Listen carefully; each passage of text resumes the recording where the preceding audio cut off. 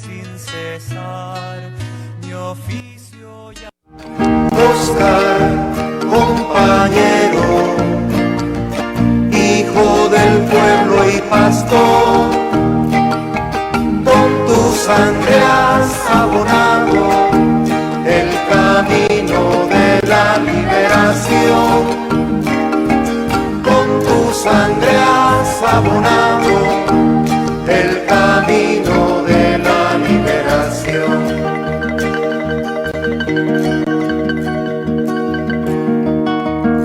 Monseñor, profeta de mi pueblo, Monseñor, poeta de los pobres que ya juntan sus puños sobre la estrella que alumbra aquel futuro reino de Dios.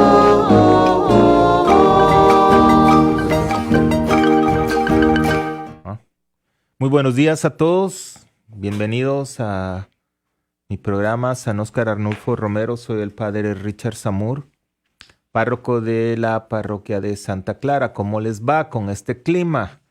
Pues aquí en San Antonio pues es de locos. En la mañana amanece que hasta estuvo nevando hace unos días.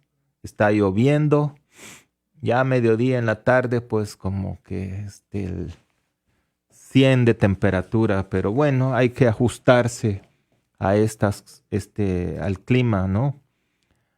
Este día vamos a hablar de perritos. No, claro que no. Ahí vamos a tomar, le puso, dice Laurita, hablando de perros, le dije, basado en el Evangelio de San Mateo capítulo 15 del 21 al 28.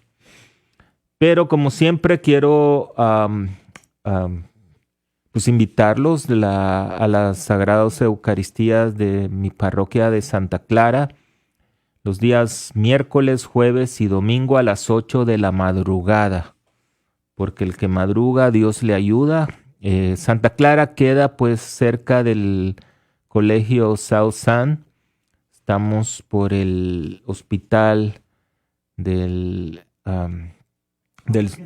Southwest General, es que no sé cómo se dirá en español, Hospital General del Sur, ¿verdad? Southwest General. Sí, del oeste de la ciudad, ¿verdad? Cerca de también el Colegio Palo Alto. No es San Buenaventura, no me confundan, por favor, no sean infieles y se van a otras parroquias. Así es que bueno, pues también deseo invitarlos a nuestro bingo de las Guadalupanas y de la Sociedad del Altar el próximo domingo. No se me vaya, por favor, Laurita. Bueno, el próximo domingo 23 de 1 a 5 de la tarde en la parroquia, para los que desean pues pasar una tarde alegre, ¿verdad? Todos son bienvenidos de 1 a 5 de la tarde. También deseo invitarles a la peregrinación que voy a tener para Roma del 5 de octubre al 20 de octubre, al 14 de octubre de este año. Del 5 al 14 de octubre de este año. Pueden llamar a la parroquia para mayor información al 210-924-5252. Vamos a tener la oportunidad de estar en St. Peter's Square, en la Plaza de San Pedro, el día miércoles, que generalmente el Papa Francisco tiene su audiencia. Por la tarde ese día vamos a visitar el Coliseo Romano, donde pues muchos cristianos fueron martirizados. Vamos a tener la oportunidad de ir a Assisi, de ver el convento de Santa Clara. Vamos a San Giovanni Rotondo, la tumba de San Pedro, en fin, muchos lugares interesantes de Roma. Así es que sin ningún compromiso llamen a la parroquia, pregunten por Eddie García, él les puede dar información. Así es que ojalá podamos pues compartir juntos esta peregrinación a Roma en octubre, del 5 al 14 de octubre. Así es que vamos a iniciar pues con una pequeñita oración que es muy preciosa, en nombre del Padre, del Hijo, del Espíritu Santo. Amén. Alma de Cristo, santifícame. Cuerpo de Cristo, sálvame. Sangre de Cristo, embriágame. Agua del costado de Cristo, lávame. Pasión de Cristo, confórtame. Oh buen Jesús, óyeme. Dentro de tus llagas escóndeme. No permitas que me aparte de ti. Del maligno enemigo defiéndeme. En la hora de mi muerte llámame. Y mándame a ir a ti, para que con tus santos te alabe por los siglos de los siglos. Amén. Como decía la semana anterior, pues la gente me decía, padre, el programa se llama San Óscar Romero y nunca habla de San Óscar Romero. Pues claro que sí. Vamos a continuar todos los programas. Voy a compartir con ustedes 5 o 10 minutos de la vida del mártir, el obispo de los pobres, la voz de los sin voz. Decía la semana anterior que su infancia pues fue muy complicada, estuvo muy enfermo. Entonces él, de su ciudad natal, Ciudad Barrios, decide entrar al seminario menor, pero la verdad es que Óscar Romero, su familia pues era muy pobre. Su padre dejaba cartas del correo y él ayudaba pues con las vacas a ordeñarlas y en el monte, ¿verdad? A las siembras y todo. Esa era la vida humilde de Óscar Arnulfo Romero. Entonces él deseaba, cuando le preguntaban, ¿qué quieres ser tú cuando seas grande? Y él decía, quiero ser sacerdote. Desde ya pequeño tenía esa inquietud que Dios le puso en su corazón. Y entonces las situaciones de que en nuestros países, en América Latina, el aspirante o el seminarista pues tiene que ayudar al seminario. Ellos tenían que dar una cantidad mensual para poder recibir, por ejemplo, vivir la comida, etcétera. No es como aquí en los Estados Unidos. Aquí en los Estados Unidos pues la diócesis provee de todas las necesidades básicas al seminarista. Allá no, pues, y él no tenía. Entonces el tío de él le dijo que él le iba a ayudar. Entonces él fue como el padrino de su vocación. Entonces Óscar Romero abandonó su ciudad, abandonó su familia para entrar al seminario menor en San Miguel con los sacerdotes claretianos. Los sacerdotes claretianos eran los que administraban el seminario menor de San Miguel. Posteriormente, pues fueron los sacerdotes jesuitas. Él recibió una educación y una formación de los sacerdotes jesuitas.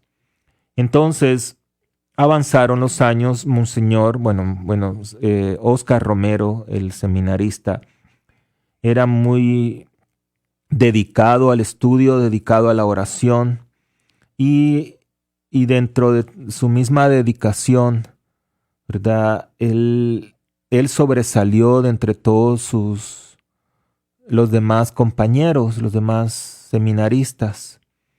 Entonces, nuevamente experimentó la necesidad de un apoyo económico y estaba a punto de dejar el seminario.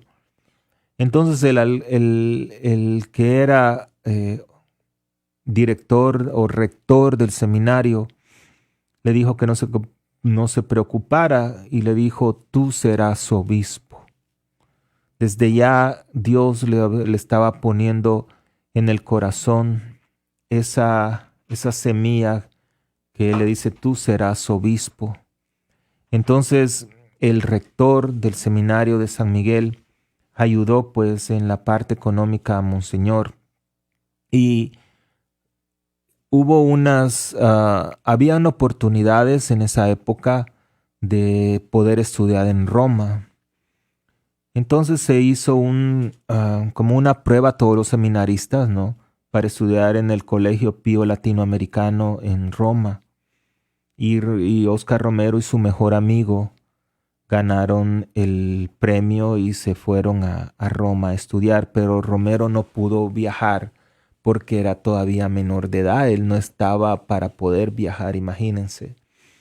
Entonces, Oscar Romero hizo su seminario en el Colegio Pío Latinoamericano de Roma. Yo tuve la oportunidad el año pasado de visitar el colegio y todavía tienen el cuarto donde él vivía, pues es un cuarto pequeño y no lo tienen, no lo usan, lo tienen como una reliquia, pues, ¿verdad? Ya que ahora es un santo.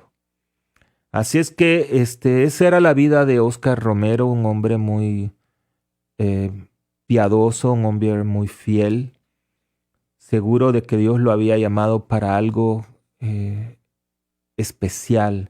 Dios sigue llamando a la gente y Dios no nos llama para ser como macetas de corredor, para estar de adorno. Dios nos llama para todos, para hacer algo especial. Así es que nos vamos a quedar aquí con esta cápsula de Oscar Arnulfo Romero mientras hacemos una pequeña pausa. Muchas gracias. Una pequeña pausa comercial. Ya regreso. Soy el padre Richard Samur.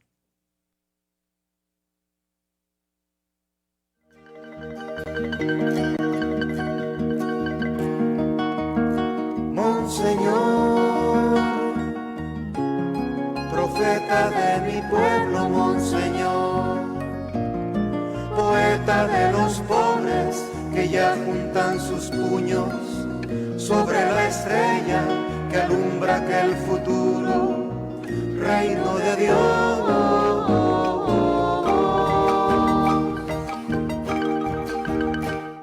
Marzo 14, Congreso de Mujeres de Fe y Hombres de Fe en el Centro de Convenciones Henry V. González. Invitado especial, Fray Nelson Medina. Queridos amigos de Virgen de Guadalupe Radio, está con ustedes Fray Nelson Medina, con el corazón encendido de alegría y de gratitud de este hermoso congreso. Hay muchísimos corazones que necesitan recibir la buena noticia, que necesitan tener un encuentro personal con la misericordia de Dios, que todavía no conocen cuánto los ama el Señor. Desde aquí mi gratitud, gracias por haberme invitado, gracias a Virgen de Guadalupe Radio. Adquiere tus boletos hoy mismo al 830-388-3009. Adquiere tu boleto en preventa y llévate un dije de la corona de espinas completamente gratis. De manera que vamos a seguir apoyando esta preciosa obra de evangelización, porque todavía hay muchos corazones que no han sido alcanzados y muchos descubran el amor que todavía no han encontrado.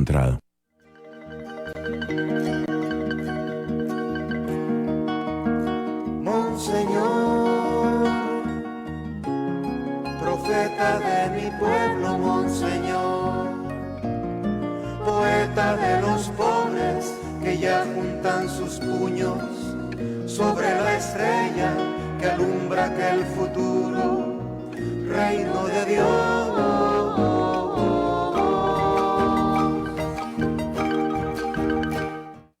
Ya.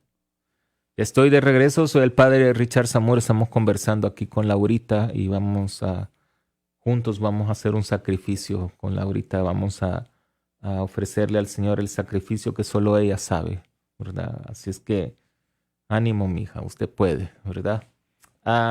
Decía pues que quiero invitarlos, como les recuerdo, a la peregrinación que tenemos a Roma. Vamos a Roma en octubre del 5 al 14. Si quieren mayor información, pues llamen a la parroquia de Santa Clara. Pregunten por Eduardo García al 210-924-5252. Bueno, el tema de hoy se llama Hablando de perritos. Pues no se me ocurría ningún otro tema, pero quiero basarme en el Evangelio de San Mateo. Anoche estaba pues meditando las Escrituras y me gustó mucho esta escritura para poder reflexionarla. Porque a veces la gente pregunta ¿por qué Jesús esto, lo otro? Perdón. Entonces es bueno ponernos en el contexto de las Escrituras también.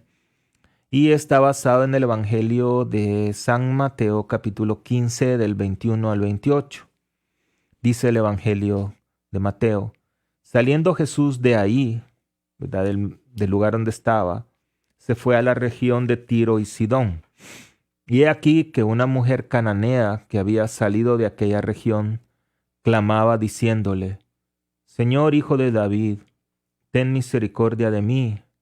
Mi hija está gravemente atormentada por un demonio. Pero Jesús no le respondió ninguna palabra. Entonces, acercándose, sus discípulos le rogaron diciendo: Despídela, pues ya da muchas voces tras nosotros. Él respondió diciendo: No soy enviado sino a las ovejas perdidas de la casa de Israel.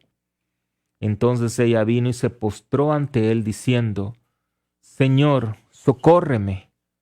Respondiendo Jesús le dijo: No está bien tomar el pan de los hijos y echarlo a los perritos.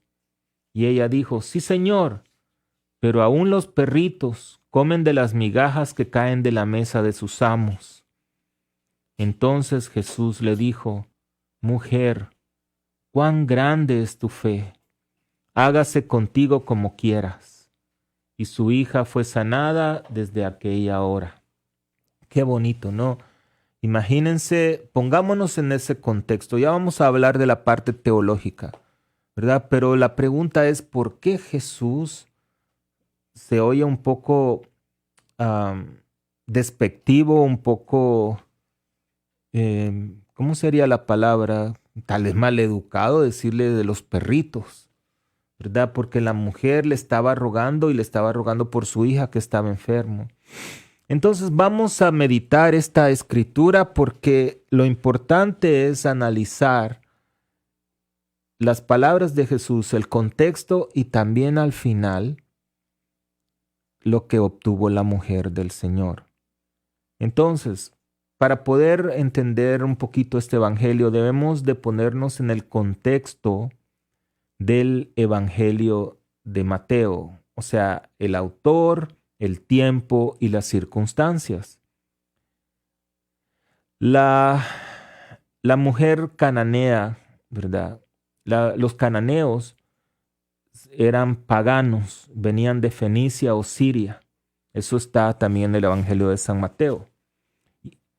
Entonces, los paganos obviamente no creían en Jesucristo. Y fíjense la respuesta que le dice Cristo a sus discípulos. Yo no he venido a ayudar a los demás, dice.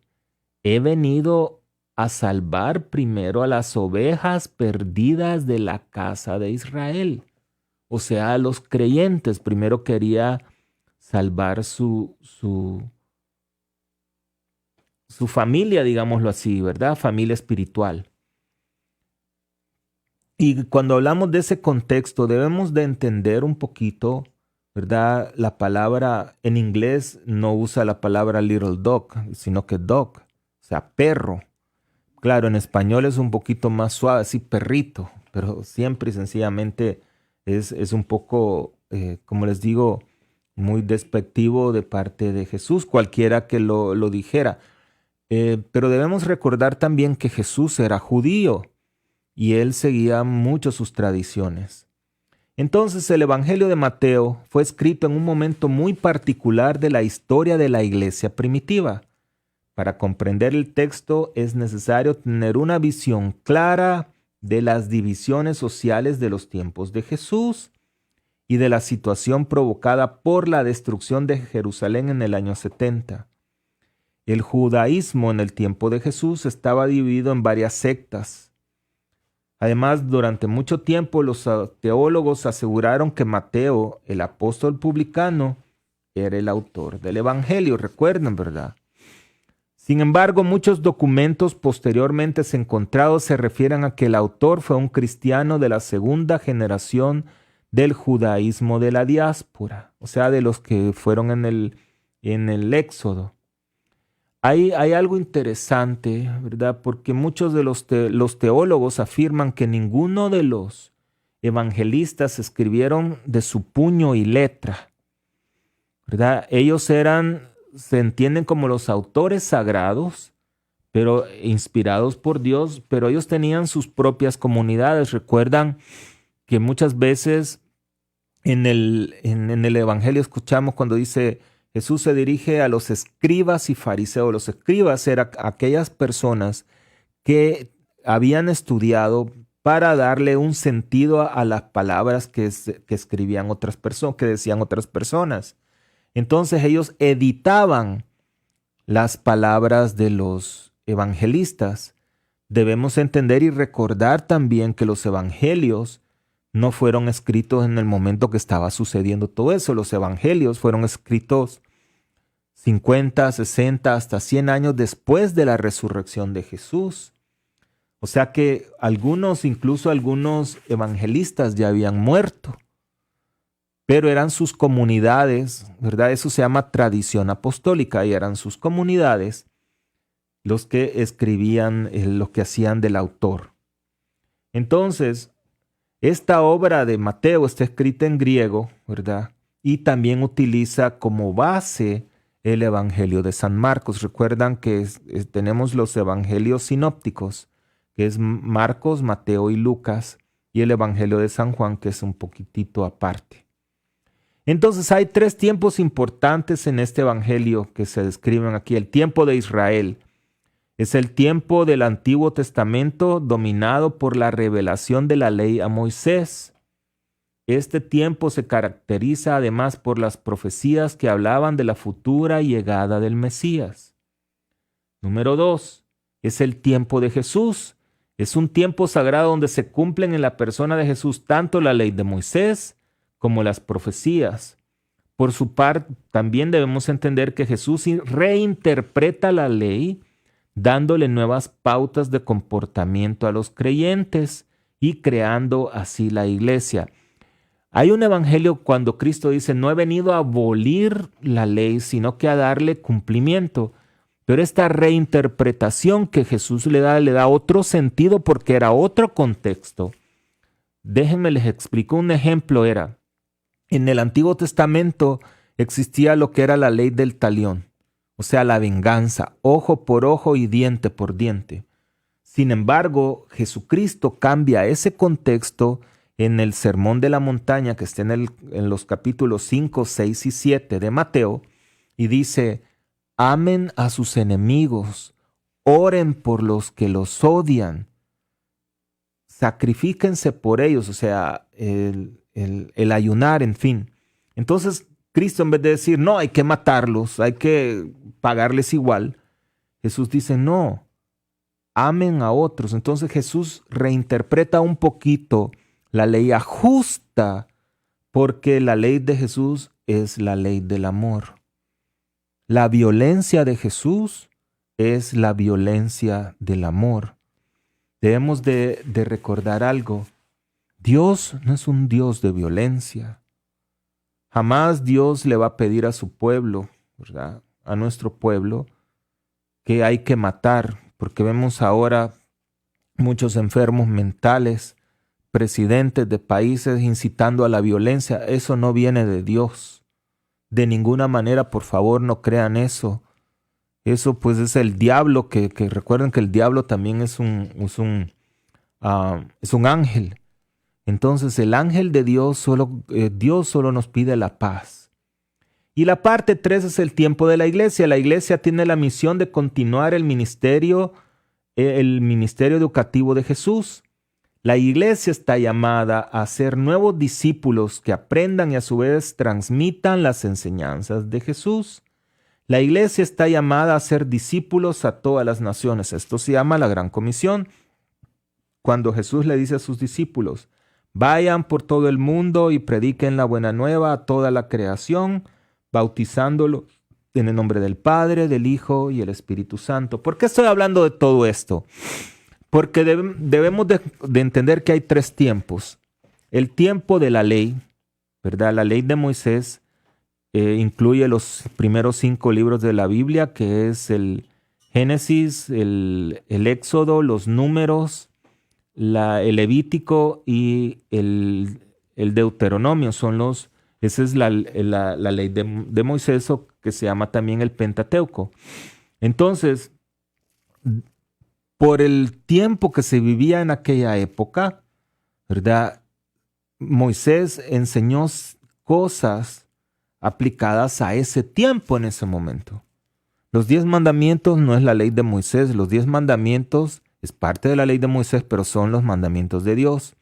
Entonces, viene ahora el tiempo de Jesús, que Jesús está reajustando la ley de Moisés y aplicándola a un nuevo sentido que era el cristianismo. Pero también Jesús, como buen judío, él vivía y participaba de las tradiciones judías. Por ejemplo, la circuncisión. Cristo fue circuncidado. ¿Por qué? Porque era judío, esa era su tradición.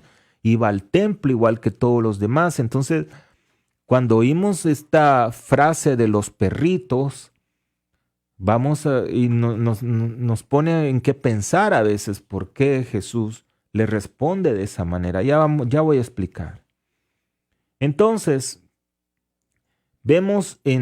hay una lectura del profeta Isaías que dice: a los extranjeros que se han adherido al Señor para servirlo, armarlo y darle culto, a los que guardan el sábado sin profanarlo y se mantienen fieles a mi alianza, los conduciré a mi monte santo y los llenaré de alegría en mi casa de oración. Esos serán los creyentes, ¿verdad? Isaías se refiere a que esa es la casa de Israel. Eso es lo que Jesús decía. Bueno, he venido aquí por la casa de Israel, a los perdidos de la casa de Israel. Pero la mujer cananea era una mujer pagana, no era de la casa de Israel. No actuaba como los creyentes. ¿Por qué entonces la expresión perritos? Para poder entendernos, vamos al libro del Deuteronomio, capítulo 7, versículo 1. Y dice de esta manera: cuando el Señor tu Dios te haya introducido en la tierra donde vas a entrar, le está hablando a Moisés, para poseerla, y haya echado delante de ti a muchas naciones, los hititas, los gergeseos, los amorreos, los cananeos, los fereceos, los jebeos y los jebuseos, 7 naciones más grandes y más poderosas que tú. A esos los llamarás perros, obreros malos y falsos circuncisos. ¿Se dan cuenta? Y eso lo pueden hallar también en la carta a los Filipenses. A todos ellos, los hititas, los gergeseos, los amorreos, los cananeos, los llamarás perros, obreros malos y falsos circuncisos. Entonces, cuando hablamos de esa parte, ¿verdad? Es lo que Jesús le dice, pero no está bien y todavía tiene misericordia porque dice, no está bueno echárselo a los perritos. Pero el libro del Deuteronomio dice perros, obreros malos y falsos circuncisos. Y el del libro del Apocalipsis también habla de esos y dice así: fuera los perros, está en el Apocalipsis capítulo 22 al 15. Fuera los perros, los hechiceros, los impuros, los asesinos, los idólatras y todo el que ame y practique la mentira. Cuando dice el libro del Apocalipsis a los perros, para el caso del evangelio que estamos viendo hoy, se refiere a los cananeos. De esta manera Jesús expresa la tradición judaica recibida por la tradición de su pueblo y sus padres. Pero Jesús sabe que el llamarla perro no está bien. Pues al menos la llamó perrito, ¿verdad? A los cananeos. Ahora, cuando vemos todo ese contexto, ¿verdad? ¿Por qué Jesús o cuál fue el motivo de Jesús para hacer el milagro? Es una buena pregunta, ¿verdad? Porque si él, como él bien dice en el Evangelio, yo vengo por la casa perdida de Israel. Y no está bueno que el pan se le dé a los perritos. ¿Qué motivó a Jesús entonces a hacer el milagro? Esto ya lo vamos a saber después que regresemos del corte comercial. Soy el padre Richard Samur, párroco de Santa Clara en San Antonio.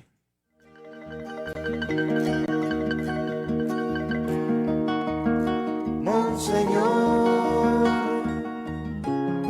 profeta de mi pueblo, Monseñor, poeta de los pobres que ya juntan sus puños sobre la estrella que alumbra aquel futuro reino de Dios.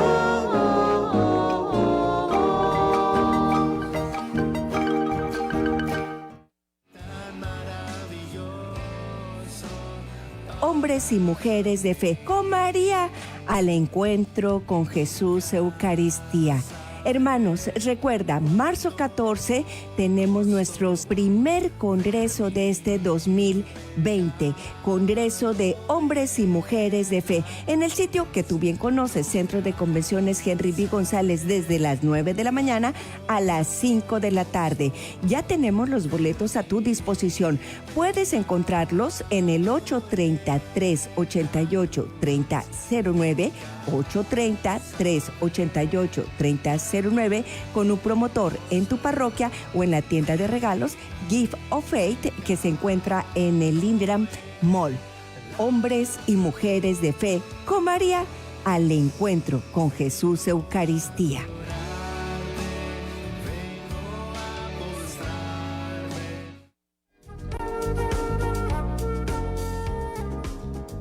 ¿Te has perdido tu programa favorito de Virgen de Guadalupe Radio? No te preocupes, puedes encontrarnos a través de nuestra página de Facebook. Solamente busca Virgen de Guadalupe Catholic Media o búscanos como @VG Radio 1380 y ahí podrás encontrar tus videos y tus programas favoritos.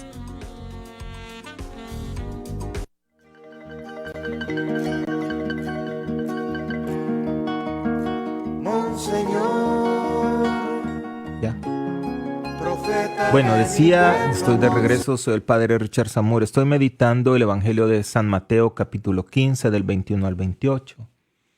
Estamos hablando de ese encuentro de Jesús. Venía de predicar, hacer milagros y regresa a Tiro y Sidón, que era una región pues que eran paganos, no eran creyentes, y Jesús con sus discípulos, acuérdense que mucha gente lo seguía y todo, se encuentra con una mujer cananea, con una mujer no creyente, con una mujer pagana.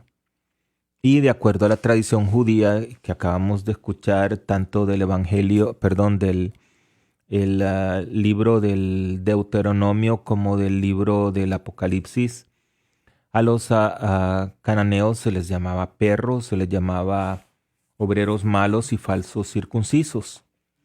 Jesús simple y sencillamente pone en práctica su tradición.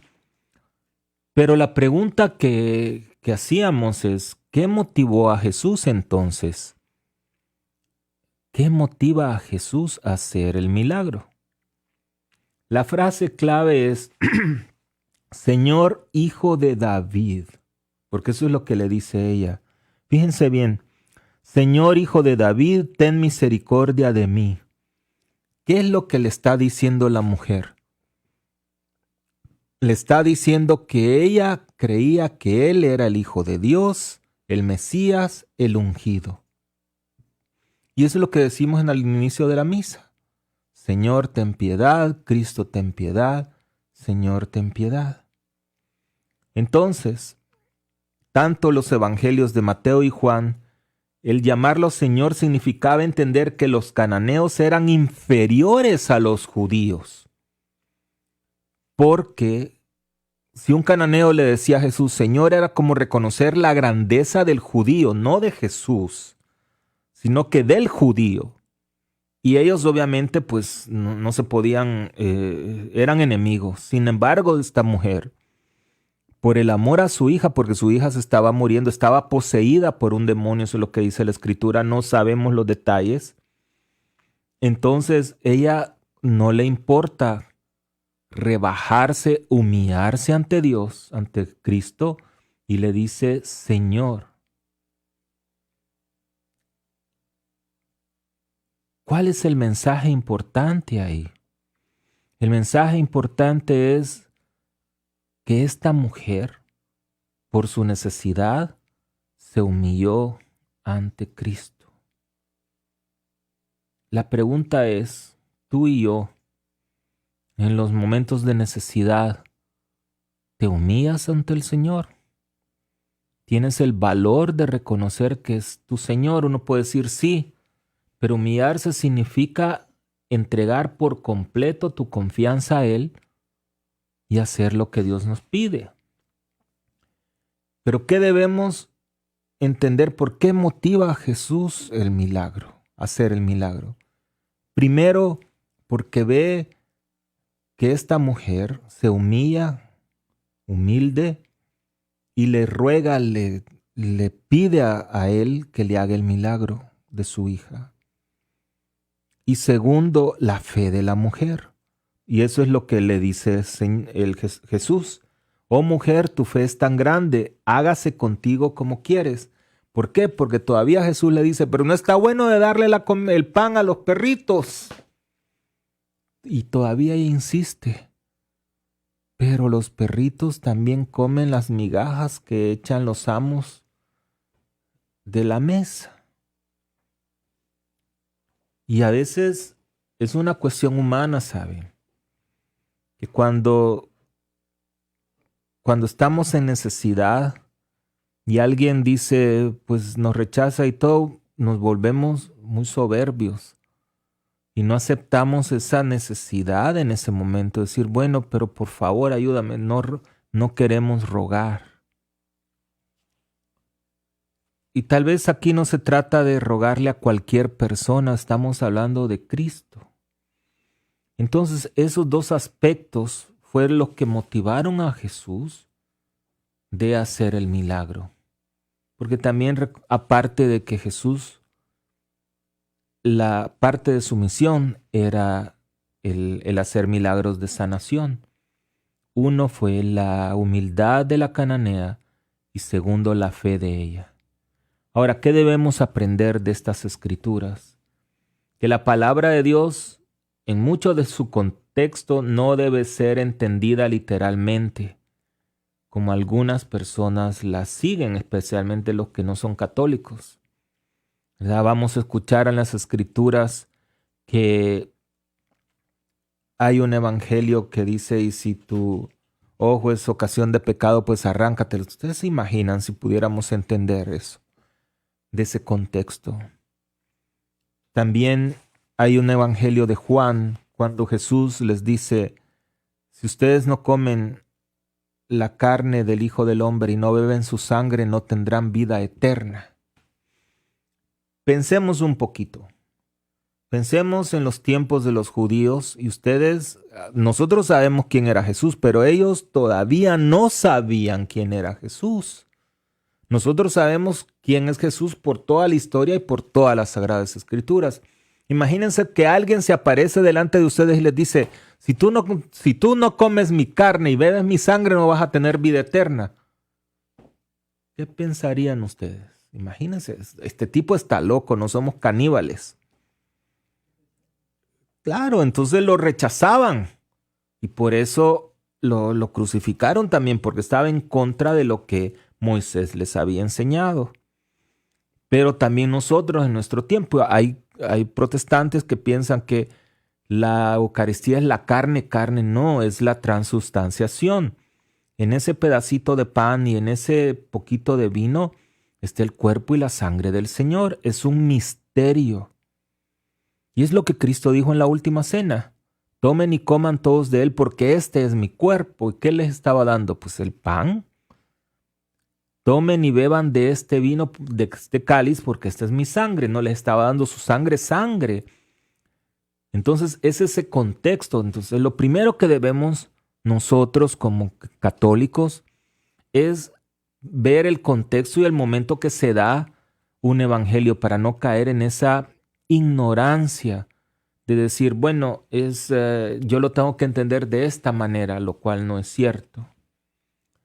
Ahora, lo que yo le digo también a la gente, ¿verdad? Las escrituras no se han hecho para pelear con nadie. No se trata de discutir. Como dice Jesús, y el que no tenga fe, pues sacúdete tus pies y te vas y te mueves de ese lugar. Número 2, que siempre debemos estar abiertos a la palabra de Dios, porque como alguien dijo una vez, de alguna manera erróneamente diría que lo que bien se aprende nunca se olvida. Es cierto, pero no quiere decir que eso bien aprendido sea lo correcto. ¿Me explico? El dicho es, lo que bien se aprende nunca se olvida. Totalmente de acuerdo, pero no quiere decir que aquello que aprendiste una vez sea lo correcto. Entonces debemos estar abiertos a lo que nos dice la palabra de Dios, a lo que nos dice el Espíritu de Dios. Porque de lo contrario se vive en la ignorancia y puede ser un error involuntario o voluntario. La sabiduría que viene de Dios es la clave, no lo que se haya aprendido o entendido. Lo importante es pedirle al Señor el discernimiento y la sabiduría, ¿verdad? Entonces es entender todo eso. Las Escrituras nos ayudan a ver no con los ojos, nuestros ojos, pero ver con nuestra alma y nuestro corazón. Número 3. Dios quiere la salvación de todos, siempre y cuando sea de corazón, siempre y cuando lo reconozcamos a Él como Señor de nuestra vida. De alguna manera la mujer cananea sabía quién era Jesús, pero su tradición de cananea, o sea, lo que ella había aprendido, no le permitía aceptar la realidad hasta que se vio entre la espada y la pared. De igual manera, el buen ladrón en la cruz, ¿se acuerdan? Se arrepintió de todo lo mal que había sido al reconocer la divinidad de Jesús. Entonces, no importa lo que tú hayas hecho, no importa qué negros sean tus pecados, no importa, lo importante es decir, Señor, perdóname porque he fallado.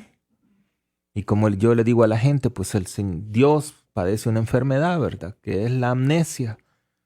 Se le olvida por completo. No es que no se acuerde, se le olvida por completo nuestras malas acciones. Hoy es un buen día para pedirle al Señor perdón, si es necesario que tú lo tienes que pedir. Hoy es un buen día para empezar una nueva vida. El pasado ya no se puede cambiar, de eso ya no podemos hacer absolutamente nada, pero es bueno recordarlo. ¿Para qué? Para aprender de los errores. Muchas personas les da temor enfrentar a su pasado. La verdad que no. El pasado debemos de aceptarlo porque es una realidad, pero no debemos abrazarlo otra vez. Debemos de ver los errores que cometimos, lo malo que hicimos. ¿Para qué? Para corregirlo. Y si hicimos algo bueno, pues mejorarlo. Entonces recuerda que Dios quiere la salvación de todos. Número 4, cuando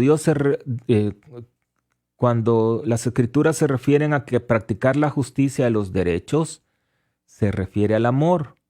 Pero es claro, el amor requiere conocimiento y se practica en la justicia y en la verdad. El amor no es que, como dicen por ahora lo que están enseñando, ¿verdad? Que el amor no tiene color, que el amor no tiene sexo, que el amor no se trata de eso. Hay un dicho muy feo que dicen, cuando el amor es puro no importa el sexo. Eso es estúpido, la verdad. Pues son dichos que salen por ahí. Cuando el amor es puro no importa el sexo, no. Cuando uno ama a una persona, quiere lo mejor para aquella persona. Y si tú no eres honesto con tu amigo, con la persona que tú amas, entre comillas, no la amas, no seas mentiroso. ¿Por qué? Porque no quieres lo mejor para esta persona. Si tú sabes que esta persona con sus acciones puede tener un problema y tú no lo adviertes, eso no es amor. ¿Verdad? Eso no es amor. Y hay gente que dice, no, pues es que no quiero tener conflictos, no quiero tener problemas. No, si no quieres tener conflictos o problemas en esta vida, hay una solución bien fácil. Pues te mueres y ya. En el otro lado no hay problemas, ni arriba ni abajo, porque no hay escapatoria. Entonces, el amor significa entender que la verdad nos hace libres, pero nadie dijo que la verdad nos haría sentir cómodos. Entonces una persona que te dice la verdad, te ama. Y claro, y así como decimos la verdad, tenemos que aceptar que nos digan la verdad. La verdad también es que a nadie le gusta que lo corrijan, ¿verdad? Pero hay que corregir en amor, sin odio, sin resentimiento. No se trata de decir, mira lo que has hecho está malo, eres una mala persona. Ahí no estamos siendo honestos, estamos juzgando a la persona. Pero tú puedes decir, mira, el adulterio es un pecado grave. No decirle, tú eres un adúltero. No, es también, o tú eres un borracho. No. ¿Verdad? Sí. Ajá, que decir, correcto. El evangelio de hoy es un tema es un ejemplo muy claro, ¿verdad? No todo lo que viene de afuera, dice Cristo, es lo malo, es lo que sale del corazón. Entonces, por ejemplo, si alguien es un alcohólico y tú quieres ayudarle, tú le dices, mira, tú sabes que el alcohol es malo. Pero no le vas a alcohol para fortalecer su voluntad tampoco, ¿verdad? ¿Perdón? No le vas a ofrecer alcohol para que fortalezca su voluntad, para que tenga más ocasiones de practicar. Ah, no. Lo que me dice, no, pues sí, es que Laura me dice, pues no le vas a ofrecer alcohol para que fortalezca su voluntad. No. Contra el diablo es mejor que digan aquí corrió que aquí se quedó. Con el diablo no le ganamos, ¿verdad? Ya Cristo lo venció en la cruz. Nosotros lo podemos vencer por medio de Jesucristo. Por nuestra propia fuerza es imposible. Solo con Jesús de nuestro lado lo podemos vencer. Entonces, si tú quieres ayudar a alguien y sabes que está tomando mucho, pues le dice, mira, pienso de que esa manera de que tú tienes de tomar tanto te va a hacer daño, te va a hacer mal. Pero no decirle, mira, no te das cuenta que eres un borracho. Eso es vergüenza. No, tampoco se trata de eso, ¿verdad? Entonces, lo que nos habla las Escrituras el día de hoy es practicar la justicia. También, y algo más que nos deja es que las Escrituras son fuertes refiriéndose al pecado. Pero acuérdense, no es a la persona. En el sacramento de la reconciliación, el sacerdote debe de alguna manera llamar a la acción pecadora por su nombre. Por ejemplo, si esta es una falta que lleva al adulterio, ¿verdad? No, a veces la gente como que se ofende. Pero también no se trata de hacerlo sentir peor, pero hay que, cuando uno se va a confesar, porque yo también me confieso, es entender y hacer conciencia de que la acción que se ha cometido es una falta grave, ¿verdad? Pero si el sacerdote la quiere pintar así medio color rosadito, bonito, entonces la gente no lo toma en serio. Como cuando la gente llega y dice, pues miren, padre, las mentiras piadosas, unos chismecitos blancos. No se trata de que mentiras piadosas. Aquí no hay mentiras piadosas ni mentiras. Son mentiras y la mentira es un pecado grave. La mentira es un pecado grave. La consecuencia tal vez no puede ser tan grave, pero correcto, ¿verdad? Por ejemplo, el robar. ¿Cuál es la diferencia entre robar $1 y robar $1,000, por decirles algo? El pecado es el mismo. La falta es grave. La consecuencia es diferente. Pues por $1, pues es diferente a $1,000, digámoslo, por decirlo así. No sé si te pueden llevar preso por $1 o por $1,000. Sí, no desconozco las leyes. De $50 para arriba, dice Laura. ¿Ya la llevaron a usted? No. Ni yo tampoco. Es una broma. Entonces, el pecado grave es el robar. Pero obviamente la consecuencia es un poco diferente. Como les he contado, ¿verdad? La historia de San Felipe Neri, de esta señora que era muy comunicativa en el barrio, muy chismosa. Entonces se puso a hablar de unas personas que realmente lo que ella estaba hablando era un chisme. Aparte, el chisme, sea verdad o sea mentira, es un chisme. Pero déjenme explicarles. Pues le dice, esta señora va con San Felipe y le dice, mire, yo he andado chismeando y toda la cuestión, ¿verdad? Y me vengo a confesar. Claro que sí, le dice San Felipe. Entonces lo que vas a hacer es agarra una gallina y sales desde tu casa hasta la iglesia, que eran como 3 millas, y desde tu casa hasta la iglesia vas desplumando la gallina. Está bien, le dice la mujer, esa va a ser tu penitencia. Pues cuando la mujer llega a la iglesia y todo eso, llega donde el santito, San Felipe Neri, y le dice, ya hice su penitencia, le dice, ya desplumé a la gallina en desde la casa para acá. Ya terminé la penitencia. Y le dice el santo, no, tu penitencia ahora es recoger todas las plumas de la gallina.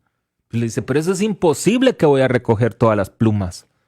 Pues de la misma manera, tu chisme es imposible volver a darle la integridad a la persona de quien has hablado. Daña la reputación, es una manera de matar.